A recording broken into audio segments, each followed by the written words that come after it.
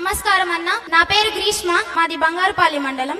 మిమ్మల్ని పాదయాత్రలో చూసాము. అప్పుడు ప్రతి తల్లికి, చెల్లికి, అక్కకి ఎంతో భరోసాని కల్పించారు. కానీ కాదంబరి జిత్వాని గారి విషయంలో గత ప్రభుత్వం ఎంతో అన్యాయం చేసింది. తెర ముందు అన్యాయం చేసిన వాళ్ళే కాకుండా తెర వెనక ఉన్న వారిని కూడా శిక్షిస్తారా?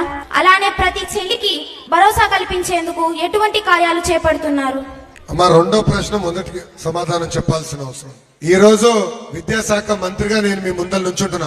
ఆనాడు అడుగడుగున పాదయాత్రలు నేను చెప్పా, కేజీ నుంచి పీజీ వరకు విద్యని బలోపేతం చేయాలి, కరికులం ని బలోపేతం చేయాలి. కేజీ నుంచి పీజీ వరకు ఒక moral responsibility, social responsibility, civic responsibility తీసుకురావాలని చెప్పా. కరికులం లో ఉండాలని చెప్పా.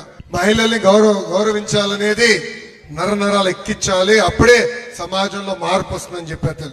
అది మేము వచ్చే సంవత్సరంలో అకాడమిక్ ఇయర్ మేము ప్రవేశపెట్టబోతున్నాం. బలమైన చట్టాలు ఇప్పటికీ ఉన్నాయి తల్లి, కానీ ఆ చట్టాలని గతంలో అమలు చేయాల. గత ప్రభుత్వం ఆ చట్టాలు కొంతమందికి చుట్టాలుగా మారినాయి తల్లి. దానివల్ల ఇలాంటి ఘటనలు జరిగినాయి. చూస్తే 3 ఐపీఎస్ ఆఫీసర్లు ఇప్పటికీ సస్పెండ్ చేశాం. తెర వెనకాల ఎవరున్నారో వాళ్ళందరి పేర్లు ఒక పుస్తకంలో ఉంది తల్లి. ఏ పుస్తకం తెలుసా? ఏ పుస్తకం? ఆ ఎర్ర బుక్ కి ఈ మధ్యన జగన్మోహన్ రెడ్డి గారికి నిద్ర రావట్లేదంట. ఏ ప్రెస్ మీట్ లో పెట్టినా ఎర్ర బుక్ గురించి మాట్లాడుతున్నా.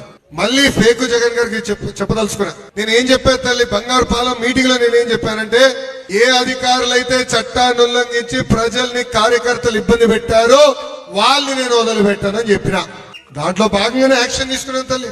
చట్టాలు ఉల్లంఘించి దొంగ కేసు పెట్టి ఒక అక్కని తీసుకొచ్చి ఇబ్బంది పెట్టారు, ఇల్లీగల్ గా నిర్బంధించారు.